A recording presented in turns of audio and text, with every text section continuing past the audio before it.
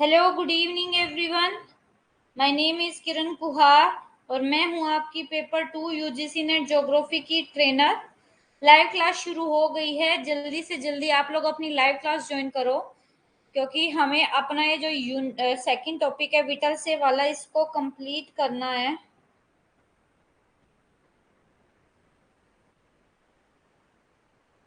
दो minute wait कर लेते हैं ताकि जो सभी स्टूडेंट्स है वो ज्वाइन कर ले, और उसके बाद जो क्लास है वो शुरू करते हैं।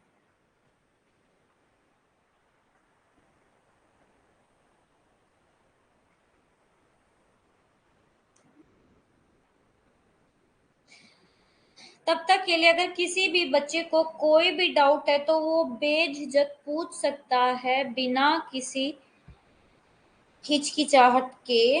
आप जो है पूछ सकते हो या, ठीक है। और हमारी जो पिछली क्लास हुई थी उसमें हमने बस थोड़ा सा पढ़ा था विटल से का। अब हमने जो विटल से ने 13 जो रीजन दे रखे हैं, पूरे वर्ल्ड को जो 13 एग्रीकल्चरल रीजन में डिवाइड कर रखा है, उसको हमें पढ़ना है।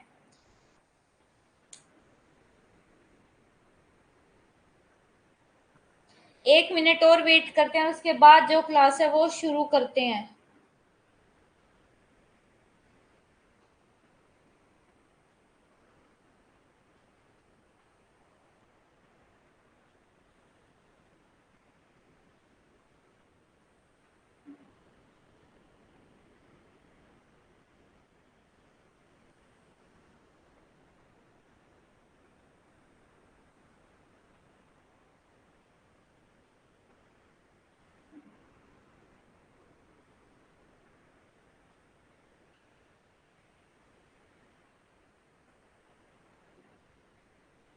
जल्दी से क्लास ज्वाइन करो बेटे।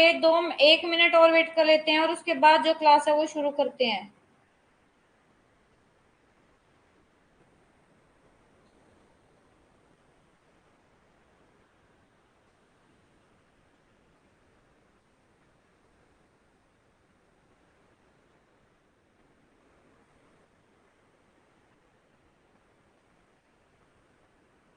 विटल से का टॉपिक आपका थोड़ा सा बड़ा होने वाला है, क्योंकि इसमें हमें जितने भी एग्रीकल्चर के टाइप है वर्ल्ड में वो सारे हमें पढ़ने हैं।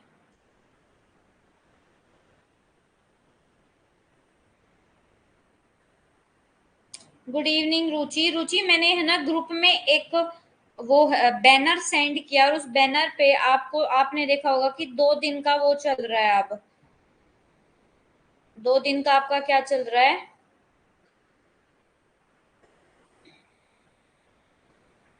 आपको 20% डिस्काउंट मिल रहा है। ठीक है, तो अब आपको 1200 में मिल जाएगा वो। जहां पहले आपको 1800 में मिल रहा था वो 1200 में मिल रहा है। तो जल्दी से परचेज कर लो बेटे। तो अब देखो, हमने पिछली क्लास में थोड़ा सा नोमैडिक हर्डिंग, चलवाशी पशुचारण के बारे में मैं आपको दोबारा से बताऊंगी क्या होते हैं चलवाशी पशुचारण। देखो, ये जो नोमैडिक हर्डर होते हैं, नोमैडिक का मतलब होते हैं घुमंतु, हर्डर का मतलब होता है। Good evening Ajay. यशवंत, मैंने रुचि को बोला है, सिर्फ रुचि को बोला है, और किसी को भी नहीं बोला है मैंने।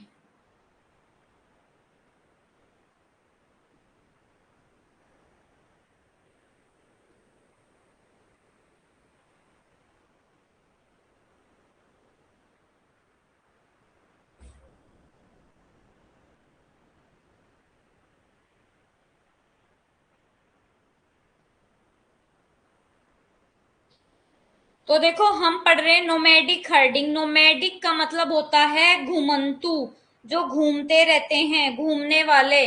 और हर्डर का मतलब होता है चरवाहा, यानी कि घूमने वाले चरवाहा। वो आपको पढ़ना है। ठीक है, ये आपको 13 जो वर्ल्ड के एग्रीकल्चरल रीजन है ना बेटे, वो आपको पढ़ने हैं।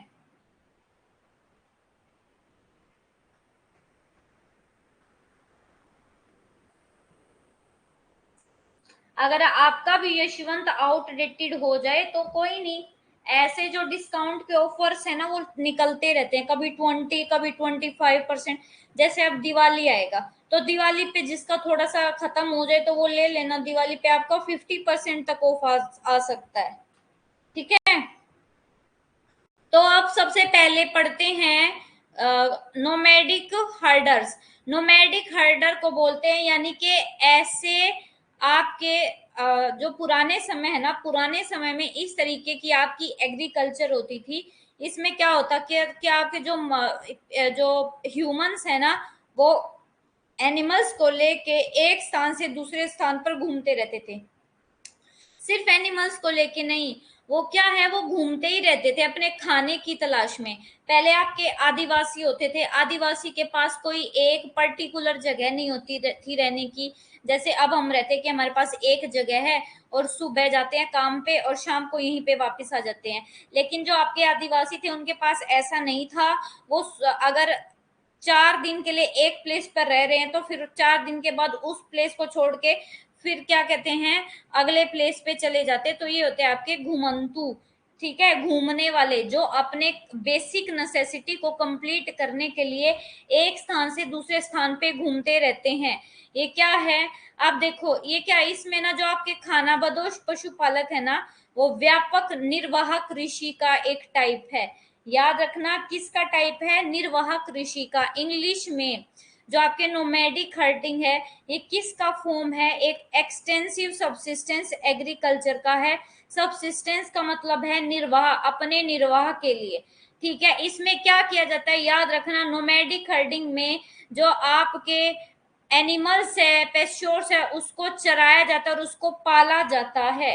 ये लिखना, जिसमें प्राकृतिक चरागाहों पर पालतू जानवरों को चराना शामिल है। जैसे आपको मैं एग्जांपल दे रही थी, कश्मीर में आपकी बहुत सारी जनजातियां रहती है, जैसे आपकी भोट है, भोटिया है, गुज्जर है, गद्दी है। वो क्या करते हैं, जब आपके पहाड़ों पर, यानी पहाड़ों पर तो क्या, जब हमारा इंडिया में गर्मी का मौसम होता है ना, गर्मी का मौसम, तो गर्मी के मौसम में ये अपने पशुओं को लेके ऊपर पहाड़ों की तरफ चले जाते हैं। क्योंकि पहाड़ों पर क्यों चले जाते हैं, क्योंकि सर्दी कम हो जाती है। सर्दी कम होने की वजह से यहाँ पे बर्फ पिघल जाती है और बर्फ पिघलने की वजह से यहाँ पे उनके लिए जो घास है उसकी अवेलेबिलिटी होती है। और दूसरा क्या हो जाता है, नीचे गर्मी ज्यादा होती है, तो नीचे गर्मी होने की वजह से ये ऊपर की तरफ चले जाते हैं। और उसके बाद वही अगर सर्दियों की बात करूं, तो सर्दियों में ये वापस अपने पशुओं को लेके नीचे की तरफ आ जाते हैं। क्यों, क्योंकि सर्दियों में,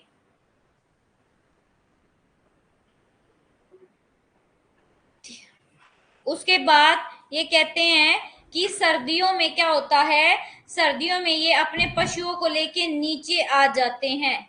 सर्दियों में ये अपने पशुओं को लेके नीचे आ जाते हैं। क्यों, क्योंकि सर्दियों में आपकी स्नोफॉल ज्यादा होती है। स्नोफॉल ज्यादा होने की वजह से क्या होता है, स्नोफॉल ज्यादा होने की वजह से जो उनके लिए घास है उसकी अवेलेबिलिटी कम होती है। जब घास की अवेलेबिलिटी कम होती है तो वो नीचे आ जाते हैं, क्योंकि उनके पशुओं के लिए चारा नहीं बचता।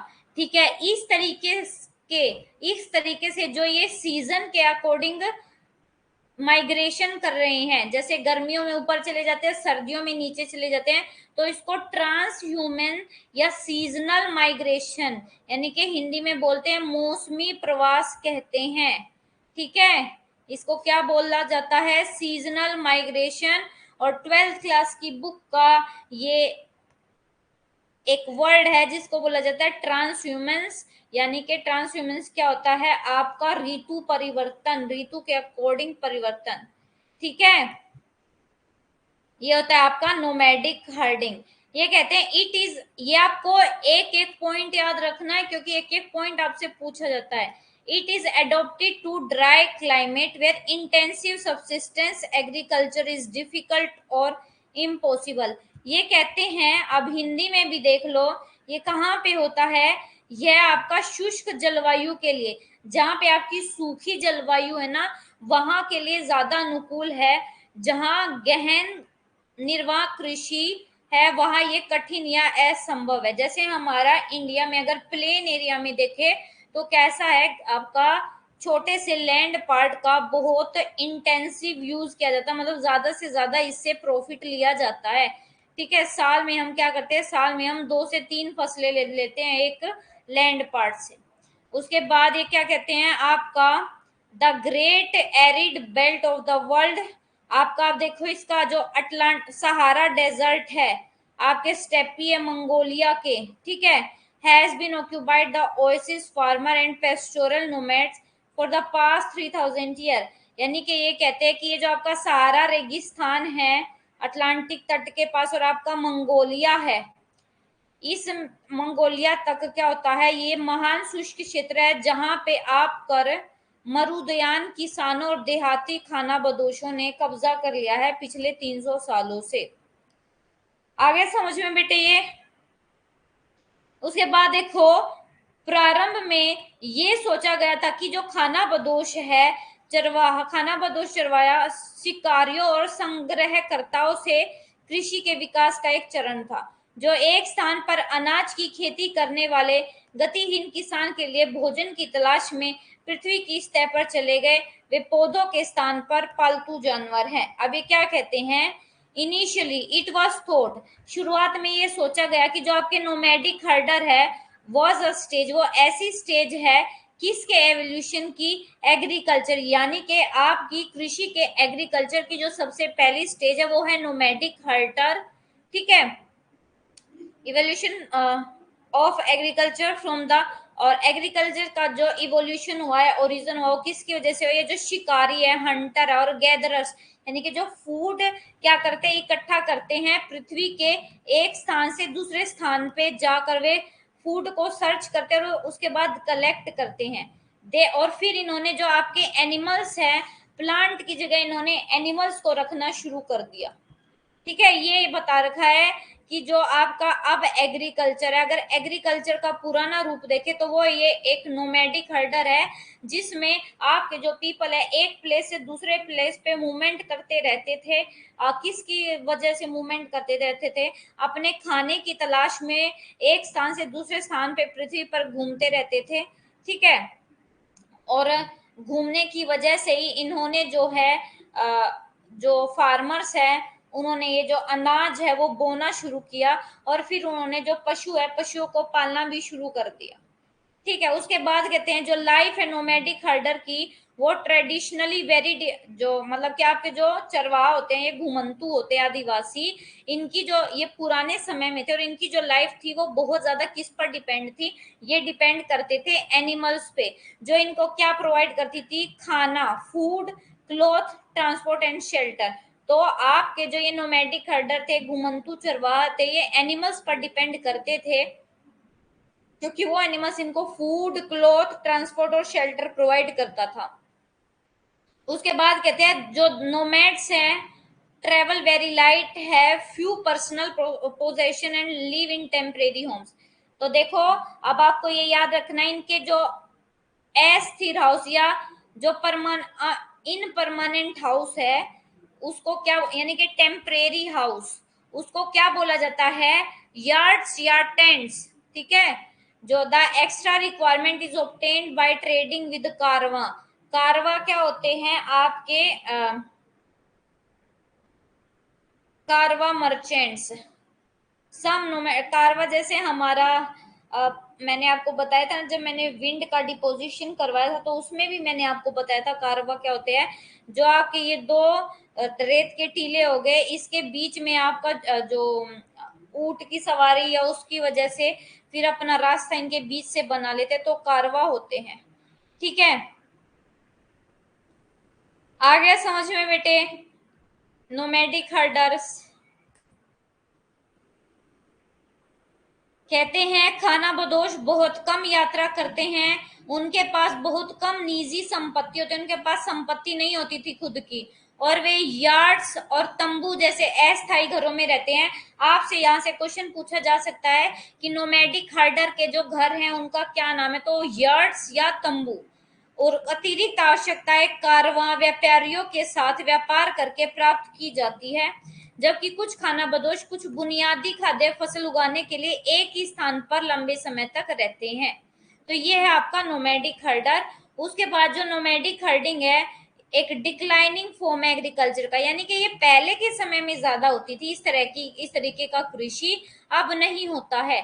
जो आपका खानाबदोश पशुपालन है वो कृषि का एक घटता हुआ रूप है। True nomads have mostly become semi nomad. जो सच्चे खानाबदोश थे अधिकतर अर्ध खानाबदोश बन गए हैं, और जो ये सेमी नोमैड्स हैं वो एक सेडेंट्री एग्जिस्टेंट, यानी कि मूव कर रहे हैं, यानी कि उनमें डेवलपमेंट हो रही है। पहले वो पुराने तरीके से कर रहे थे, अब उनके मेथड्स में भी गति हो रही है, गतिहीन अस्तित्व की ओर बढ़ रहे हैं। ये आपका नोमैडिक हर्डर्स। अब ये कहाँ कहाँ रहते हैं, तो पहले यहाँ पे ये पढ़ लेते हैं, उसके बाद मैं आपको मैप दिखाती हूँ नोमैडिक हर्डर का। तो जो नोमैडिक हर्डिंग है वो कहाँ पे प्रैक्टिस की जाती है, जहाँ पे आपके एरिड और सेमी एरिड रीजन, यानी कि जो आपकी शुष्क और अर्ध शुष्क भूमि है। जैसे मान लो कोई आपकी डेजर्ट एरिया होगा ये वाला पार्ट, और डेजर्ट के साथ वाला पार्ट, ये जो डेजर्ट वाला एरिया होगा इसको तो बोला जाता है शुष्क, और इसके डेजर्ट के सहारे जो भाग लगता जाता है उसको बोला जाता है अर्ध शुष्क। तो ऐसी बेल्ट में ये बहुत बड़ी मात्रा में किया जाता है, जैसे उत्तरी अफ्रीका में, मध्य पूर्व और मध्य एशिया के कुछ हिस्से में। अफ्रीका में खाना बदोश पशुपालन का अभ्यास, पश्चिम अफ्रीका सवाना के फुलानी, पूर्वी अफ्रीका में मसाई, इथोपिया और सूडान में नूबा, दक्षिण अफ्रीका में बांटू और होटेंटोन्स, बोत्सवाना सहारा में तुआरेग, और सऊदी अरब के बेडोइन। ये बेटे इंपॉर्टेंट है। ये कौन सी आपकी ट्राइब वर्ल्ड की कहाँ मिलती है? अफ्रीका में देखो, जो वेस्ट अफ्रीका है, वेस्ट अफ्रीका के सवानास, मसाई, ईस्ट अफ्रीका के मसाई, इथोपिया के न्यूबा,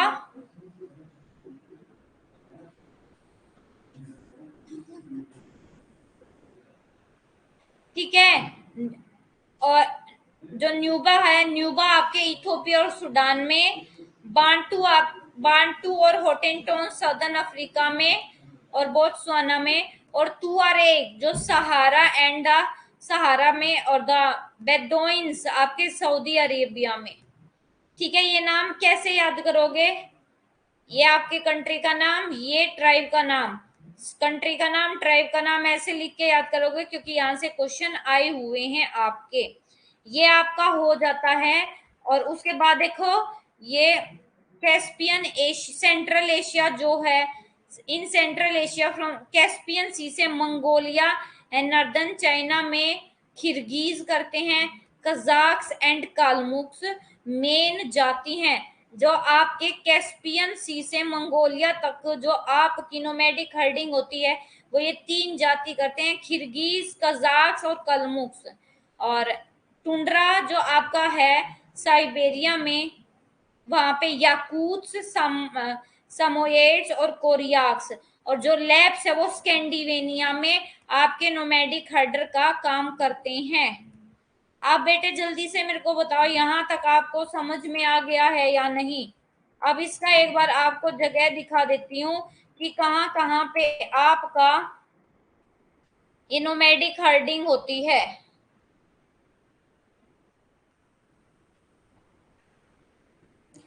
नोमैडिक हर्डिंग के प्लेस मैप पे देख लेते हैं।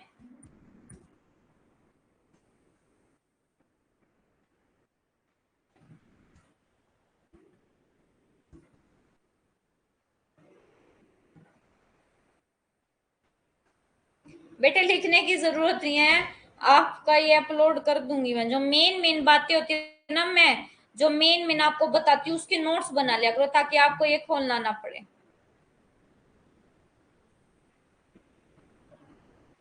अच्छा, अब देखो,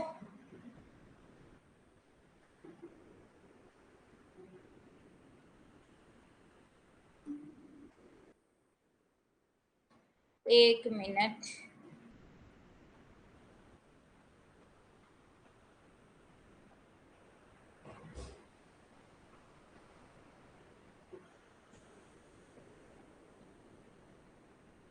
ये देखो, ये आपके नोमैडिक हर्डिंग के एरिया है। तो देखो ये एरिया आपको पता होना चाहिए, ये साइबेरिया वाला एरिया है। साइबेरिया में है आपके याकूत्स साम्योइड्स, है ना, आपके साइबेरिया में याकूत्स साम्योइड्स का कोरियाक्स। वही आपके ये वाला जो एरिया ये है स्कैंडिनेविया, यहाँ पे है आपके लैप्स, ठीक है। ये आपका कैस्पियन सी से ये मंगोलिया तक वाला एरिया है। यहाँ पे आपकी भी तीन जो आपकी ट्राइब है, कालमुक, कजाक, किर्गिज, ठीक है। ये आपका अफ्रीका है, अफ्रीका में आपके बांटू हैं, होटेंटोन्स हैं, ये सारे आपको याद रखने हैं। इसका एरिया देख लो या आपका एक बार, बस ये कहाँ पे होता है, ठीक है।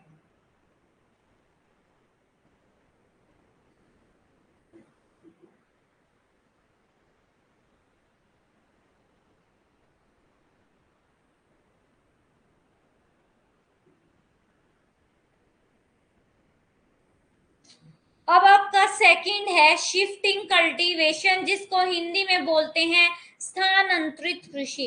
अब ये शिफ्टिंग कल्टीवेशन क्या है, यानी कि आपकी ये भी पुराने समय में ये वाली कृषि होती थी, ट्रेडिशनल मेथड है ये कृषि का। इसमें क्या होता है, इसमें आपके जो आदिवासी होते हैं उनका नेचर आपको पता है कैसे होता है, कि वे एक स्थान पर ज्यादा समय तक नहीं रहते, वे एक स्थान से दूसरे स्थान पर जो है क्या करते रहते हैं, घूमते रहते हैं। तो मान लो अगर वे यहाँ पर एक महीना रहते तो वे क्या करते हैं कि इस एरिया की जो लैंड है उसको, वहां की पेड़ों को, वनस्पति को काट देंगे, उनको जलाएंगे, फिर उस पे क्या करेंगे, फिर उस पे एग्रीकल्चर करेंगे। मान एक महीने, एक साल तक रह गए, एक साल के बाद फिर ये इस लैंड को छोड़ के दूसरी जगह चले जाते हैं और फिर वहां पे भी सेम प्रोसेस करते हैं। वहां का जो लैंड है उस पे पेड़ों की कटाई करते हैं, फिर उन पेड़ों को जला देते हैं, जलाने के बाद उसमें एग्रीकल्चर करते हैं। तो इस कृषि को बोला जाता है स्थानांतरित कृषि, और इस कृषि को आपकी स्लैश एंड बर्न एग्रीकल्चर भी बोला जाता है। क्या नाम है इसके दूसरे, स्लैश एंड बर्न एग्रीकल्चर, ठीक है। इसके जो नेम है ये इंपॉर्टेंट आपसे ये पूछे जाते हैं। ये कहते हैं कि जो आपकी स्थानांतरण खेती है वो कृषि का सबसे पुराना रूप है, जिसकी उत्पत्ति लगभग 7,000 से 8,000 पूर्व पहले हुई थी, जब मनुष्य ने जो खाद्य फूड संग्रहण यानी कि फूड को इकट्ठा करना सीख लिया था। खाद्य संग्रहण गतिविधियों से खाद्य उत्पादन की ओर बढ़ने का प्रयास किया। यानी कि ये स्थानांतरित कृषि का ओरिजिन तब हुआ जब मनुष्य ने फूड को कलेक्ट करने के साथ साथ फूड कैसे, यानी कि आपके जो क्रॉप्स हमने कैसे उगाते हैं, उनका उत्पादन कैसे करते हैं, ये जब सीख लिया तो उस समय आपकी स्थानांतरित कृषि का ओरिजिन हुआ था। भोजन प्राप्त करने के लिए इस साधन का वर्णन करने के लिए कृषि की बजाय खेती शब्द का यूज किया गया है, क्योंकि आपकी कृषि में औजारों और जानवरों का अधिक उपयोग और परिदृश्य को संशोधित करने के अधिक प्रिकृष्ट प्रयास शामिल है। क्या कहते हैं, टर्म कल्टीवेशन इज यूज्ड, किसकी जगह, एग्रीकल्चर की जगह आपका खेती यूज की गई, किस लिए, to describe the mean of obtaining food, food को ऑब्टेन करने का तरीका। बिकॉज जो एग्रीकल्चर है उसमें बहुत सारे औजार का, एनिमल्स का यूज होता है, and more sophisticated attempt to modify, यानी कि बहुत सारे अलग से अलग मेथड यूज किए जाते हैं लैंड को मॉडिफाई करने में और उससे ज्यादा से ज्यादा प्रॉफिट अर्न करने में, ठीक है। उसके बाद बोलते हैं कि ये जो शिफ्टिंग कल्टीवेशन है ये प्रिमिटिव फॉर्म है, हमारे form of soil utilization, usually हमारे rain forest and bush area of Central Africa में। हिंदी में देख लो कि जो स्थानांतरित खेती है वो आमतौर पर मध्य अफ्रीका, मध्य अमेरिका और दक्षिण पूर्व एशिया के उष्ण कटिबंधीय वर्ष वनों और झाड़ी क्षेत्रों की मिट्टी के उपयोग का आदिम रूप है।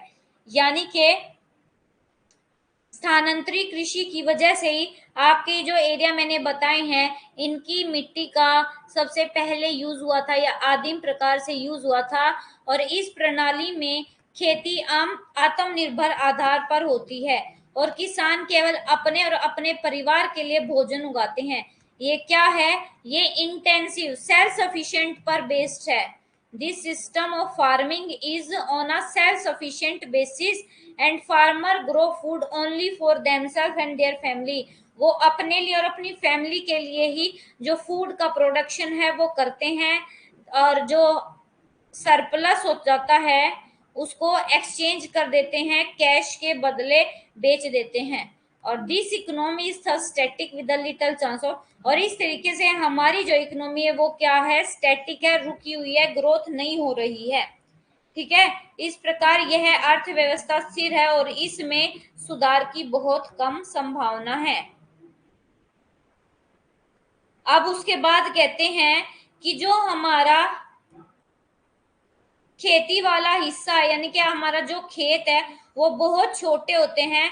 कितने हेक्टेयर के, सिर्फ 0.5 से 1.0 हेक्टेयर के, और एक ही भूखंड में एक साथ कई फसलें उगाई जाती है। देखो ये छोटा सा लैंड पार्ट है और इसमें आपके कई सारी फसलें उगाई जाती है, जिससे भूमि का उपयोग केवल थोड़े समय के लिए ही, 3 सालों से कम समय के लिए फसल उगाने के लिए किया जाता है, और पुरानी साइट को कई वर्षों तक बिना काटे छोड़ दिया जाता है और उस पर प्राकृतिक वनस्पति उगने दी जाती है, और फिर ग्रामीण वापस उस पर 20 साल बाद या 6 साल बाद लौट कर आते हैं और फिर उस भूमि को साफ करने की प्रक्रिया शुरू करते हैं, और इसे फील्ड रोटेशन कहा जाता है। फील्ड रोटेशन क्यों कहा जाता है, पहले इस पे काम किया, इस पे काम करने के बाद इसको खाली छोड़ दिया, फिर दूसरी पे चले गए, इसको काटा, जलाया, साफ किया, यहाँ पे काम किया, फिर उनको पता लगा कि जो पुरानी छोटे उसको 6 से 20 साल हो गए, तो वापस वे वहां पे जाते हैं और वापस इस पर क्या करते हैं, एग्रीकल्चर क्या करते हैं, और इसको बोला जाता है आपका फील्ड रोटेशन।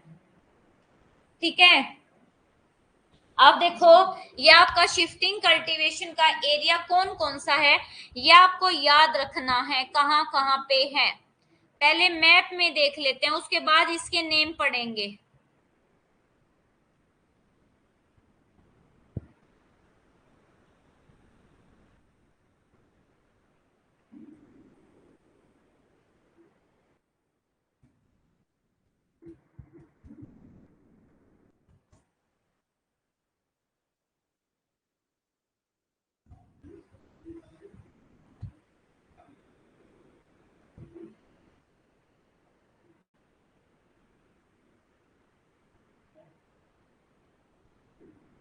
ये देखो,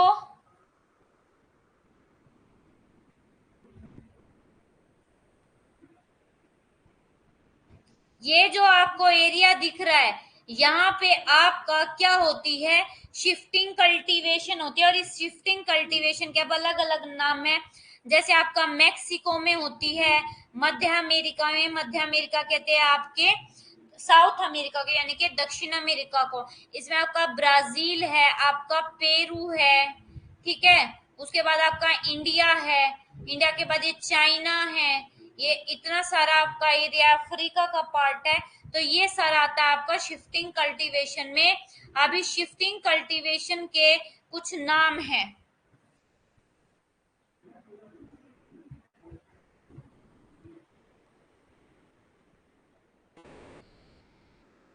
देखो इस शिफ्टिंग कल्टीवेशन के नाम क्या क्या है, इस शिफ्टिंग कल्टीवेशन को, इस शिफ्टिंग कल्टीवेशन को migratory, primitive, cut and burn, slash and burn, bush fallow agriculture, Hindi में क्या कहते हैं, इन क्षेत्रों में जो कृषि है, कृषि को प्रवासी, आदिम, काट कर जलाओ और झाड़ी परती कृषि के रूप में जाना जाता है। ये दूसरे नेम है आपके, कहाँ पे, अमेरिका में, मध्य अफ्रीका और आपका दक्षिण पूर्वी एशिया के क्षेत्रों में इसके नाम है। और जाकि स्थानांतरित खेती है, स्थानांतरित खेती को दुनिया के विभिन्न हिस्सों में अलग अलग नामों से जाना जाता है। अब कौन से हिस्से में किस नाम से जाना जाता है वो देखते हैं। ये सारे नेम आपके लिए इंपॉर्टेंट है, यहाँ से एग्जाम में क्वेश्चन आया हुआ है, एक बार नहीं, दो बार नहीं, तीन बार नहीं, चार बार नहीं, बहुत बार क्वेश्चन आया हुआ है।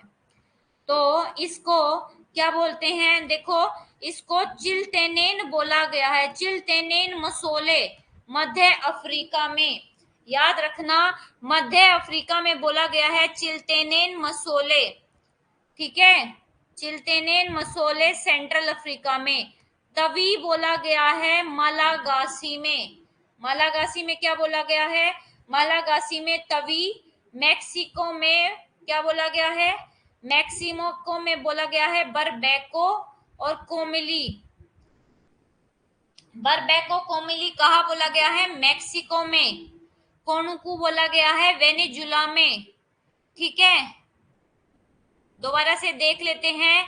मध्य अफ्रीका में चिल्टेनेन मसोले, तवी, मालागासी में तवी, मैक्सिको में बरबेको कोमिली, वेनेजुला में कोनुको, ब्राजील में डेरुबडास, ब्राजील में डेरुबडास, और आपका ब्राजील में डेरुबडास, क्वेमाडास और रोका। ब्राजील में ये रोका ज्यादा पूछा जाता है। ब्राजील में डेरुबडास, क्वेमाडास और रोका। उसके बाद मध्य अमेरिका में मिल्पा, मलेशिया में आपका लद्दाख, सुमात्रा में जूमा, जावा में हुमा। याद रखना, सुमात्रा में जूमा, जावा में हुमा। फिलीपाइंस में कैनिंग, फिलीपाइंस में क्या बोला जाता है? कैंगिन इन फिलीपाइंस, तमराल इन थाईलैंड, रे इन लाओस, ठीक है, तुंग्या इन म्यांमार और चेन्या इन श्रीलंका। ये नाम है आपके पूरे वर्ल्ड में शिफ्टिंग कल्टीवेशन के। और अगर इंडिया में शिफ्टिंग कल्टीवेशन की बात पूछी जाए तो देखो, आपका जो ये नॉर्थ ईस्टर्न स्टेट है, जो 7 बहनें जिनको बोला जाता है, वहां पे तो इसका नाम क्या है? स्थानांतरित कृषि ही है। जैसे आपका पोटू है, डाबी है, कोमन है, ब्रिंगा। उड़ीसा में क्या है? उड़ीसा में शिफ्टिंग कल्टीवेशन के नाम है पोडू, डाबी, कोमन, ब्रिंगा। पोडू, डाबी, कोमन, ब्रिंगा। उसके बाद जो आपका ये वेस्टर्न घाट है, इस वेस्टर्न घाट पे कुमारी बोला जाता है। राजस्थान में वालरा बोला जाता है और पेंडा। राजस्थान में वालरा और पेंडा। बेवर दाहिया बोला जाता है एमपी में और छत्तीसगढ़ में। याद रखना। दोबारा से आपका देखो, चिल्टेनेन मसोले आपका अफ्रीका में, तवी मलागासी में, बरबेको कोमिली मैक्सिको में, कोनुको वेनेजुला में, डेरुबडास क्यूमाडास और रोका ब्राजील में, मिल्पा सेंट्रल अमेरिका में, लद्दाख मलेशिया, जूमा सुमात्रा में, ह्यूमा जावा में, कैंगिन फिलीपाइंस में, तमराल थाईलैंड में, रे लाओस में और तोंग्या म्यांमार में और चेन्ना श्रीलंका में। उसके बाद रह गई इंडिया की। तो इंडिया में देखो, जो वेस्टर्न घाट होते हैं, पश्चिमी घाट होते हैं, उन पे बोला जाता है कुमारी। हिमाचल प्रदेश में बोला जाता है खिल। ये हिमाचल प्रदेश वाला लिख लो। हिमाचल प्रदेश में बोला जाता है खिल, KHIL, खिल बोला जाता है हिमाचल प्रदेश में। ठीक है, उसके बाद आपका जो बेवर और दाइया है, दही, एमपी की दही बहुत अच्छी है। मालागासी कहाँ पे है? अभी दिखाती हूँ बेटे, मालागासी आपका कहाँ पे है। ये सारे एक बार मैप पे करें।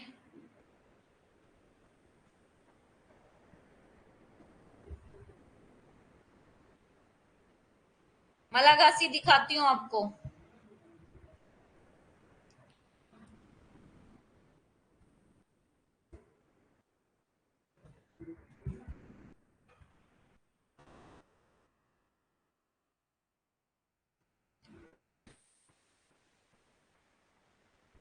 ये अफ्रीका है।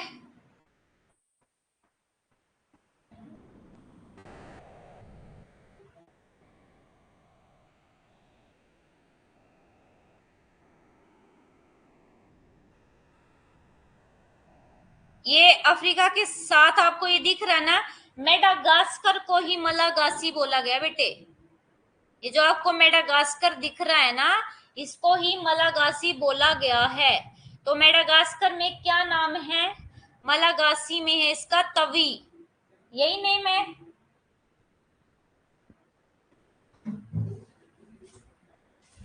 आपका अफ्रीका है ना, अफ्रीका के साइड में देखो, ये आपका अफ्रीका है। अफ्रीका के साइड में आपको ये एक आइलैंड सा दिख रहा है। इस आइलैंड को बोला जाता है मेडागास्कर या मलागासी। और इस मलागासी में आपके जो क्या है, शिफ्टिंग कल्टीवेशन है, उसका नाम है तवी। ठीक है।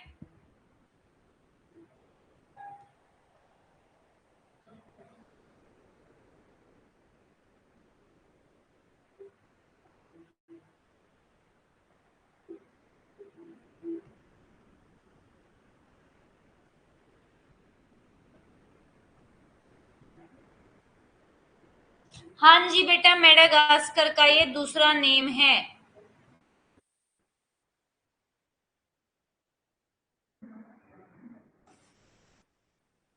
अब बताओ, अब आपको समझ में आ गया। ये देखो, ये मैंने जो आपका मध्य अमेरिका है ना, इस मध्य अमेरिका में मैंने शिफ्टिंग कल्टीवेशन का नाम बताया है मिल्पा। और ये ब्राजील में रोका और डेरुबडास, क्यूमेंडास, ये है आपका। और ये आपका मैक्सिको, मैक्सिको में है आपका बरबेको कोमिली। ठीक है। उसके बाद आपका चिल्तोनेन और मसोले कहाँ पे है? सेंट्रल अफ्रीका में। सेंट्रल अफ्रीका यानी कि ये वाला जो पार्ट है सेंट्रल अफ्रीका का, यहाँ पे है चिल्तोनेन मसोले। फिलिपाइन, फिलिपाइन यहाँ पे आपका फिलिपाइन में है कैंगिन। आपको छोटे छोटे आइलैंड दिख रहे हैं ना, यहाँ पे आपका फिलिपाइन है। ओके। और आपका और क्या है? थाई ये आपका मलेशिया में लद्दाख है। जावा में क्या है? ह्यूमा और सुमात्रा में जूमा। ठीक है।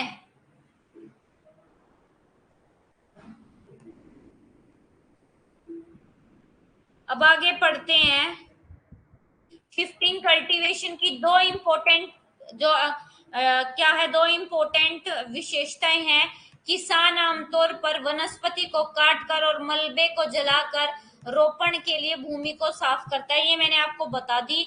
दूसरी है, किसान साफ खेत में केवल कुछ वर्षों तक फसल उगाते हैं और फिर कई वर्षों तक उसे परती छोड़ देते हैं। ये दोनों मैंने आपको बता दी। ये है इसकी मेरिट। अब मतलब अब इसकी मेरिट क्या है, खूबी क्या है, कि जो आपका शिफ्टिंग कल्टीवेशन है ना, वो इन्वायरमेंटली साउंड है, यानी कि इन्वायरमेंट को ज्यादा नुकसान नहीं पहुंचाता। ठीक है। ये एक अच्छा एग्रीकल्चर का टाइप है, sound form of agriculture tropical area में। कहते हैं practice associated with other form of agriculture. लेकिन जब यही आपका पहले जो आपके आदिवासी थे वे फर्टिलाइजर का यूज नहीं करते थे, अगर अब इस शिफ्टिंग कल्टीवेशन के साथ साथ आपके फर्टिलाइजर का भी यूज किया जा सके, और फिर फर्टिलाइजर का यूज किया जाए और आपके पेड़ों को काट दे, फॉरेस्ट को काट दे, तो वो क्या करेगा? डैमेज करेगा सोयल को भी, और हमारे इकोलॉजिकल बैलेंस खत्म कर देगा। ठीक है। Elimination of shifting cultivation could also upset the traditional culture. ये कहते हैं कि जो आपका स्थानांतरित कृषि है, अगर हम इस स्थानांतरित कृषि को बिल्कुल खत्म करते हैं तो जो हमारा ट्रेडिशन है उसको एक धक्का लगेगा। ठीक है। डीमेरिट्स देखो, ये डीमेरिट दे रखी। सबसे पहले है, ये जो आपकी प्राकृतिक संसाधन है और हमारी आनुवांशिक संपदा उसको नष्ट कर देता है। ठीक है। It destroy natural resources and genetic wealth. Natural resources यानी कि देखो, जब हम भूमि है, कोई लैंड पार्ट है, उसको जलाएंगे, पेड़ काट देंगे, जला देंगे, तो यहाँ की जो आपकी सोयल है उसकी फर्टिलिटी खत्म हो जाएगी। ठीक है। डिफोरेस्ट्रेशन हो जाएगा, और डिफोरेस्ट्रेशन की वजह से आपका यानी कि पेड़ों की कमी हो जाएगी और आपका सॉइल इरोजन ज्यादा से ज्यादा होगा।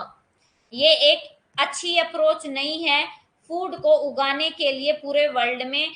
शिफ्टिंग का जो कल्टीवेशन है वो उसकी वजह से आपका पूरी की पूरी पॉपुलेशन का जो पेट है वो नहीं भर पाता है। और जो शिफ्टिंग कल्टीवेशन है वो अपनी शुरुआती स्टेज में बहुत अच्छी थी, लेकिन अब हमारी इकोनॉमी की डेवलपमेंट के लिए ये जो एग्रीकल्चर है ये अच्छी नहीं मानी जाती है। ठीक है। बताओ बेटे, यहाँ तक समझ में आ गया? अब उसके बाद आपका रूडिमेंट्री सेडेंट्री टिलेज, यानी कि अल्प विकसित आसीन जुताई।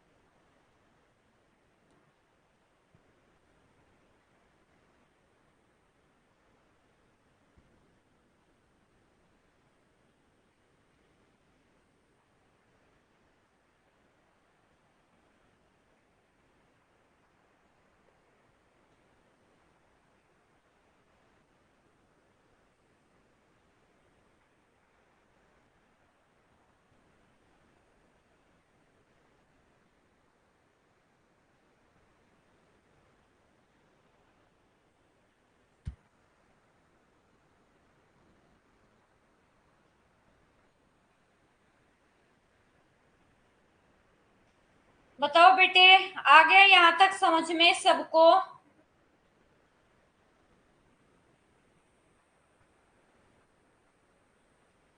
अब हम कर रहे हैं रूडिमेंट्री सेडेंट्री टिलेज, यानी कि अल्प विकसित आसीन जुताई। अब ये रूडिमेंट्री सेडेंट्री टिलेज क्या होता है?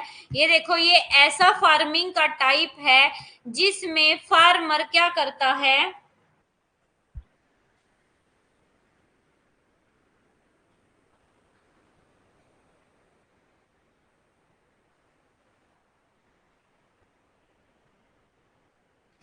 या आपकी ऐसा फॉर्म है एग्रीकल्चर का जिसमें आपका जो फार्मर है वो एक पर्टिकुलर प्लेस पे क्या करता है, एग्रीकल्चर करता है, जिसमें उसके जो खेतों का आकार है वो बहुत ज्यादा बड़ा नहीं है, और उसमें जो फील्ड है, खेत है, उसका रोटेशन भी नहीं होता है, और बहुत पुराने जो तरीके हैं एग्रीकल्चर के वो किए जाते हैं। ठीक है।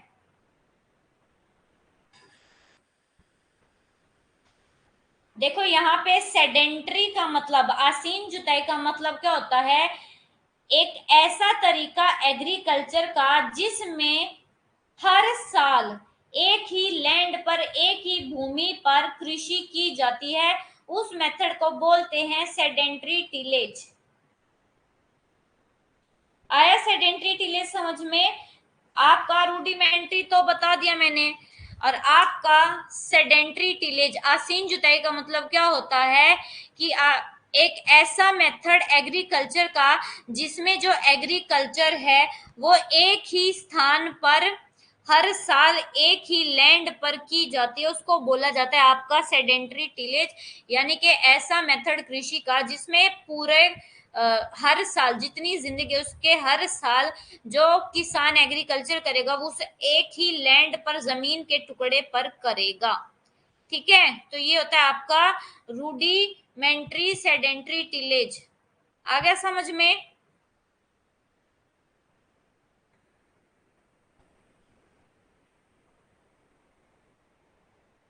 अब आगे है कि ये कहाँ कहाँ मिलते हैं, डिस्ट्रीब्यूशन। जो आपका रूडिमेंट्री सेडेंट्री कल्टीवेशन है ये मोस्टली आपका जो ट्रॉपिकल लैंड है, यानी कि आपका central and south America, Africa और साउथ ईस्ट एशिया में इस तरीके की जो खेती है वो ज्यादा होती है। अब इसकी विशेषताएं क्या है? ये कहते हैं खेत चक्र के बजाय फसल चक्र का अभ्यास किया जाता है।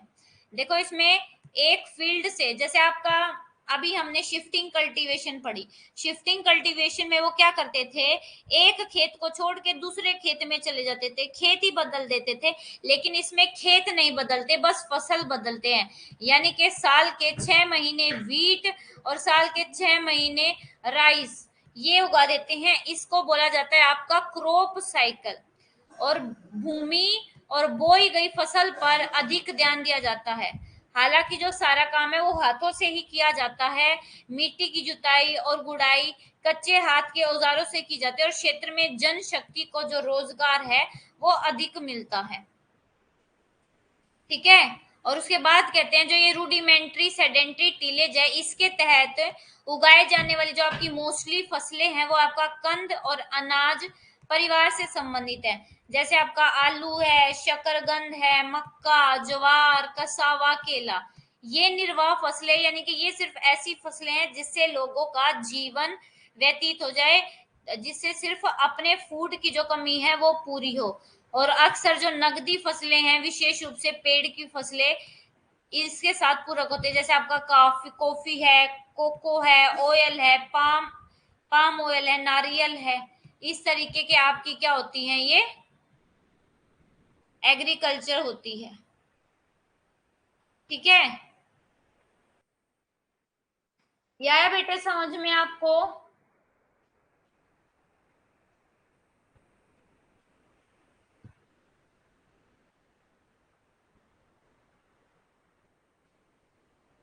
जल्दी से बताओ, ये समझ में आ गया? उसके बाद फिर हम जो नेक्स्ट है वो करेंगे, इसकी दोनों कैरेक्टरिस्टिक मैंने बता दी कि इसमें फील्ड का रोटेशन होता है, फील्ड का रोटेशन नहीं होता, क्रॉप का रोटेशन होता है, यानी कि इसमें खेत नहीं बदले जाते, या इसमें सिर्फ क्या होता है, आपकी जो क्रॉप है वो बदली जाती है। ठीक है, अब आपका है intensive subsistence tillage with paddy dominance, यानी कि हिंदी में है गहन निर्वाह कृषि धान प्रभुत्व के साथ, यानी कि अब आपको ऐसे एरिया पढ़ने हैं जहां पे आपकी धान की खेती ज्यादा होती है। ठीक है, जहां पे आपकी धान की खेती ज्यादा होती है, तो ये कहते हैं गहन निर्वाह जुताई मुख्य रूप से मानसूनी भूमि तक सीमित है, जहां चावल की खेती एक मोनोकल्चर है, या मोनोकल्चर का मतलब है पूरे लैंड पार्ट पे सेम तरीके का जो पैटर्न होता है। ठीक है, आपके एग्जाम्पल देखे तो जो नोटेबल एरिया इस इंटेंसिव सब्सिस्टेंस टिलेज के, देखो intensive subsistence tillage with paddy dominance का मतलब है वे एरिया जहां पे आपका धान की कृषि ज्यादा होती है, जहां पे आपका राइस का प्रोडक्शन ज्यादा होता है, और राइस का प्रोडक्शन वहां पे ज्यादा होगा जहां पे इरिगेशन की फैसिलिटी अच्छी होगी, क्योंकि हमारा जो राइस है, चावल है, उसको उगने के लिए जो पानी है उसकी मात्रा ज्यादा चाहिए होती है। तो जहां पे आपकी मॉनसून अच्छी होगी और इरिगेशन फैसिलिटी अच्छी होगी, वहां पे ये आपके जो रीजन्स है वो पाए जाएंगे, जैसे है आपका चाइना, क्वांतुम चाइना, टोंकिंग डेल्टा है वियतनाम का, आपका फ्लड प्लेन है, कंबोडिया है, वियतनाम का जो लोअर डेल्टा रीजन है, मेनाम है, थाईलैंड है, म्यांमार है, गंगा ब्रह्मपुत्र डेल्टा है, बांग्लादेश है, ओडिशा का कोस्टल एरिया है, आंध्र प्रदेश का एरिया है। ठीक है, apart from this rice bowl यानी कि चावल का कटोरा, significant area in Korea, parts of southern China, ये कहते हैं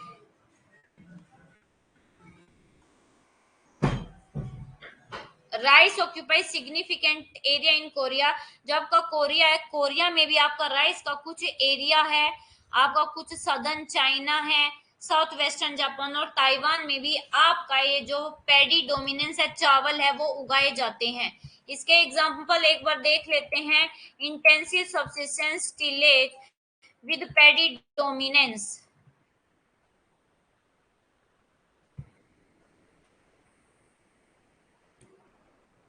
इंटेंसिव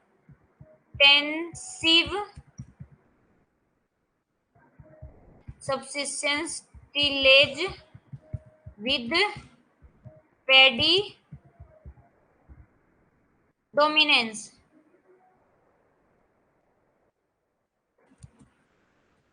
area on map।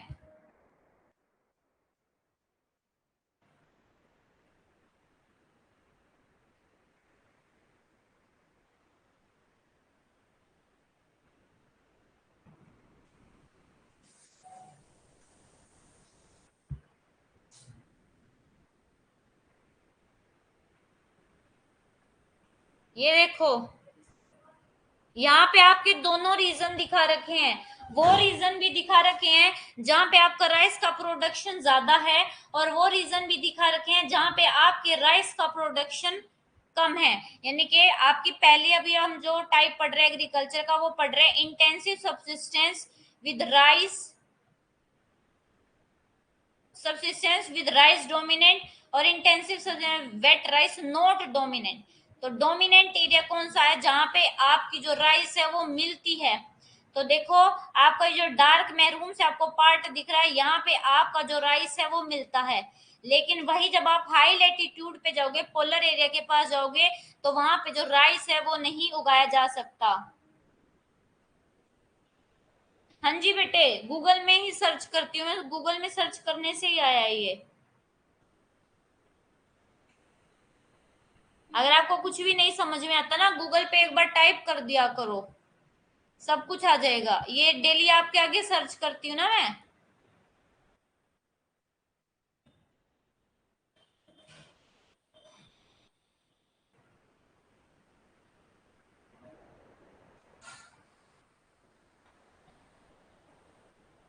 हाँ जी, मैप भी, ये मैप भी है देखो, ये सारे मैप ही आएंगे। पीछे लिख दो ना आपको क्या चाहिए, इमेज चाहिए, मैप चाहिए, क्या चाहिए, वही आ जाएगा फिर आपके लिए। ये देखो, ये पूरा वही आया है। अब मेरे लिए जो यूजफुल मैप होगा मैंने वो यूज कर लिया। ठीक है, इसकी कैरेक्टरिस्टिक्स क्या है, इसकी कैरेक्टरिस्टिक देखो कि यहाँ पे जो आपके खेत का आकार है वो बहुत छोटा होता है। जैसे अब इंडिया में खेत का आकार कौन कितना छोटा है, जैसे मोस्ट आपकी ईस्ट एशिया की जो कंट्री है वहां पे अगर एवरेज खेत का साइज देखोगे तो वो 1 हेक्टेयर से भी कम है। चाइना में रेवोल्यूशन के बाद 1949 में बहुत सारे फार्म्स क्या हो गए, कंसोलिडेटेड, यानी कि पहले वो अलग अलग थे, उसके बाद इनकी क्या कर दी गई, चकबंदी कर दी गई। ठीक है, और कंसोलिडेटेड कम्युनिस्ट जो पार्टी थी उनके अंडर किए गए थे, इसलिए इस मेथड को क्या बोला जाता है, कम्यून। आपसे पूछा जा सकता है कि मैनी फार्मर्स, बहुत सारे जो फार्मर्स है उन्होंने रेवोल्यूशन किया, और रेवोल्यूशन की वजह से जो बहुत सारे आपके फील्ड है उनको एक साथ कर दिया गया, इकट्ठा कर दिया गया, और वहां पे 1949 में कम्युनिस्ट पार्टी थी, तो कम्युनिस्ट पार्टी के अंडर इनके कंसोलिडेशन करने की वजह से इस को बोला जाता है आपका कम्यून। फार्मिंग बहुत ज्यादा इंटेंसिव होते हैं। इंटेंसिव का मतलब जब हम किसी लैंड पार्ट का बहुत गहनली यूज करते हैं, मतलब उसके उससे प्रॉफिट ज्यादा से ज्यादा लेते हैं। एवरी इंच ऑफ कल्टीवेट, मतलब कि अगर ये आपका लैंड है ना, तो लैंड का सिर्फ एक छोटे से इंच का भी ज्यादा से ज्यादा यूटिलाइजेशन किया जाएगा। फार्मर्स वेस्ट नो, फार्मर जो आपके किसान है वो कोई भी लैंड का छोटा सा टुकड़ा भी वेस्ट नहीं करते, वो अपनी फूड को मैक्सिमम करने की क्या है, कोशिश करते हैं। ठीक है, मोस्टली जो फार्मर है वो अफोर्ड नहीं करते कि वो बड़ी मशीनरी, यानी कि बहुत बड़ी मशीनरी को खरीद सके। वो जो ट्रेडिशनल मेथड है ना, ट्रेडिशनल मेथड से यूज करते हैं वो अपने, जैसे अभी आप देखते हो ना, जब हम धान लगाते हैं तो आपके लेबर, बिहार से लेबर बुलाते हैं और फिर धान लगा लेते हैं। ठीक है, तो अभी भी ये यही कल्चर सामने कि बहुत सारे आपके जो फार्मर है वो मशीन नहीं खरीद पाते, तो वो ट्रेडिशनल मेथड यूज करते हैं, लेबर हाथ से ही धान को लगाते हैं। ठीक है, और एनिमल को पालना इसमें थोड़ी कम इंपॉर्टेंस दी जाती है। हाउएवर जो पोल्ट्री फार्मिंग है वो करी जाती है, जैसे पिग्स को पालना, ठीक है, ये सारा किया जाता है। फिश कल्चर भी जो है किया जाता है। तो ये कैरेक्टरिस्टिक है, और ये कैरेक्टरिस्टिक याद रख लेना बेटे। अब दूसरा है आपका इंटेंसिव सब्सिस्टेंस टिलेज। ये वो एरिया है जहां पे आपका जो धान है, राइस है, वो उगाए नहीं जाते। The area bordering the region, यानी कि आपके ये पैडी डोमिनेंस वाला एरिया है, इससे ऊपर वाला एरिया जो इस पैडी एरिया को बॉर्डर करता है उसको बोला जाता है आपका intensive subsistence tillage without paddy dominance. इसमें क्या है, इसमें आपका ये एरिया दे रखा है जो कि आपको पढ़ लेना है। ठीक है, यहाँ पे क्या होता है, यहाँ पे देखो आपकी इरिगेशन की फैसिलिटी अच्छी नहीं होती, उसकी वजह से ये राइस यहाँ पे नहीं उगाए जाते। ठीक है,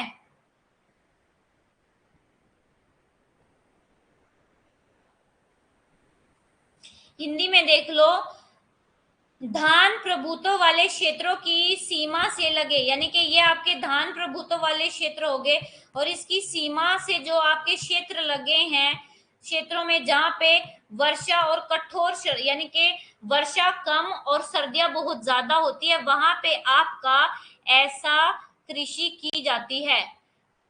क्या कहते हैं, बढ़ते मौसम और अनुकूल भौतिक परिस्थितियों के कारण जो धान की गहन खेती को हतोत्साहित करते हैं। यानी कि देखो जहां पे आपका बारिश बिल्कुल नहीं होगी, जब बारिश नहीं होगी तो उसके लिए, धान के लिए हमें पानी तो चाहिए होता, तो उसकी तो कमी हो जाएगी, तो वहां पे आपकी ये धान की कृषि नहीं होगी। वहीं जहां पे आपका ज्यादा स्नोफॉल होगी, बर्फ ज्यादा पड़ेगी, तो वहां पे क्या होगा, पूरा का पूरा जो लैंड है वो बर्फ से ही ढका रहेगा, और वहां पे उसकी वजह से एग्रीकल्चर नहीं होगी। ठीक है, और इन क्षेत्रों में किसानों ने सूखा प्रतिरोधी अनाज की खेती को अपनाया। यानी कि जहाँ पे या तो बिल्कुल डेजर्ट एरिया है या बिल्कुल स्नोफॉल वाला एरिया है, तो वहां पे जो किसान है वो क्या करने लगे हैं, ऐसी फसलें उगाने लगते हैं जो सूखे के लिए भी, सूखे में भी यानी कि सूखा भी पड़ता हो वहां पे भी वो उग जाए। देखो ये कहते हैं भारत के उत्तर पश्चिमी भागों और उत्तर पूर्व में चीन में चावल के अलावा अन्य फसलें किसानों को पसंद आ रही हैं। और ये कहते हैं कि इस क्षेत्र में गहन निर्वाह चावल प्रधान कृषि की अधिकांश विशेषताएं हैं। भूमि का गहनता से उपयोग किया जा रहा है, मानव शक्ति का भी उपयोग हो रहा है, औजारों का यूज हो रहा है, जानवरों की सहायता ली जाती है, फर्टिलाइजर यूज हो रहे हैं, पानी की कमी को पूरा करने के लिए सिंचाई का आर्टिफिशियल जो इरिगेशन है उसका यूज किया जा रहा है। तो ये है आपकी गहन निर्वाह कृषि। इसका डिस्ट्रीब्यूशन कहाँ कहाँ है, आपके चाइना में, मंचूरिया, मंचूरिया आपका चाइना में भी है, नॉर्थ कोरिया, जापान में, इंडिया में। और यहाँ पे देखो जहाँ पे आपका चावल नहीं उगाया जाता वहां पे ये सारी आपकी जो लिखी हुई है इस तरीके की जो फसलें हैं वो उगाई जाती हैं। आ गया बेटे समझ में?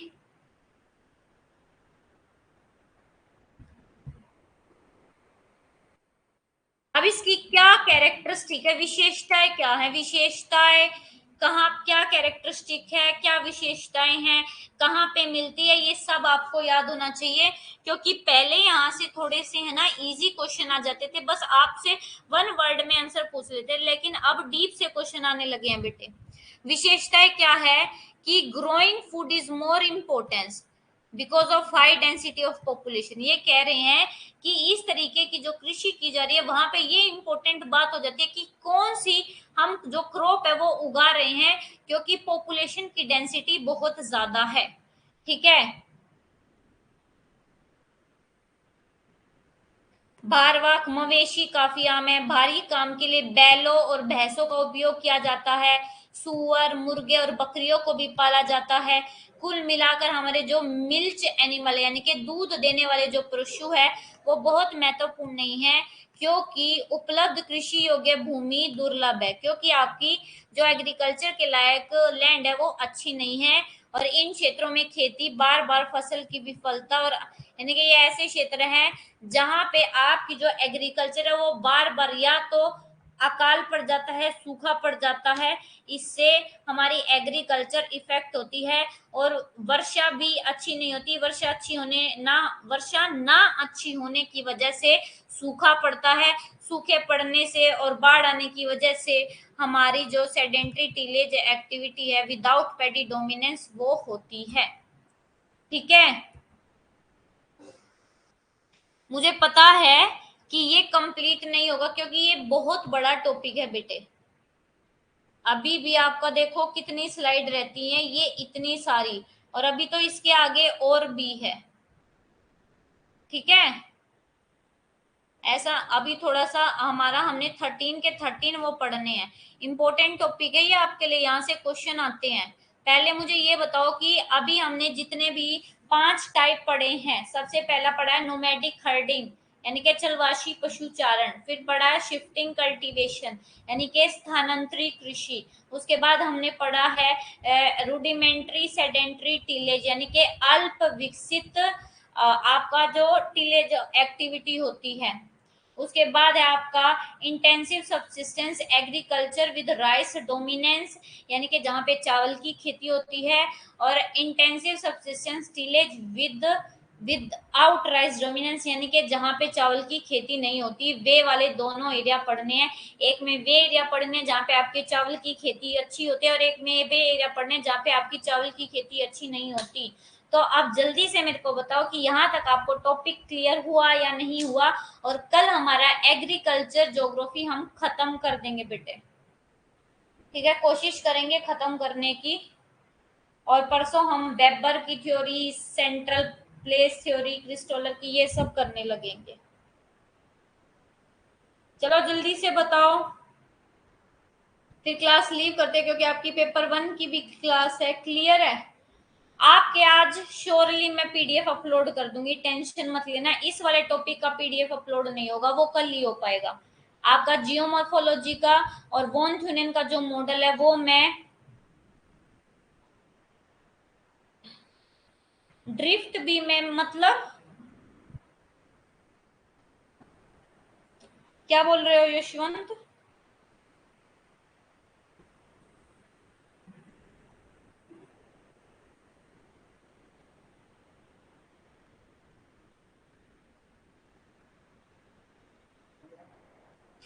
बेटे ड्रिफ्ट थ्योरी तो मैंने करवा दी है जियोमॉर्फोलॉजी में।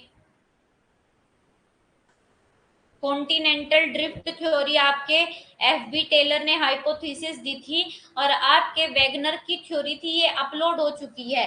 मैं आपको दिखाई देती हूँ कहाँ पे अपलोड है।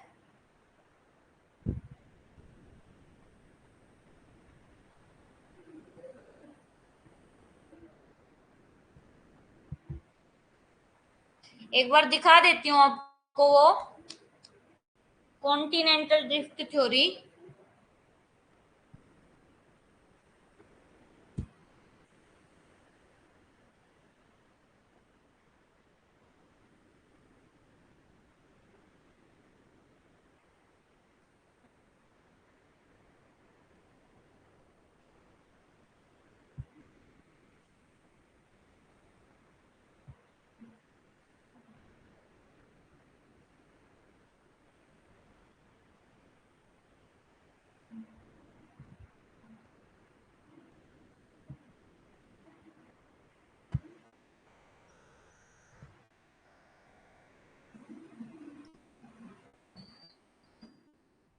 ये देखो ओशियन एंड कॉन्टिनेंट आपका जो पीडीएफ है उसमें हमारी प्लेट टेक्टोनिक थ्योरी और आपकी कॉन्टिनेंटल ड्रिफ्ट थ्योरी है बेटे।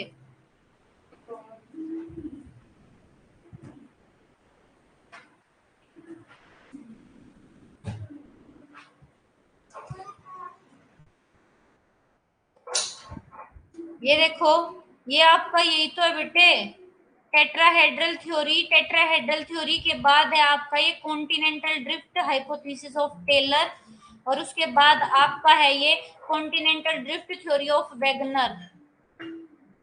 ये रहा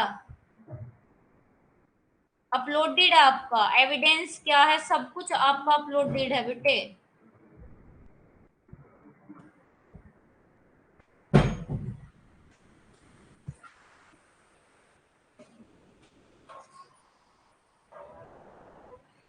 ठीक है अब क्लियर हो गया कहाँ पे है। अब लेफ्ट कर दो क्लास, आपके पेपर 1 की क्लास आ गई है। मिलते हैं कल और कोई भी डाउट हो तो कल मेरे को बता देना, ठीक है।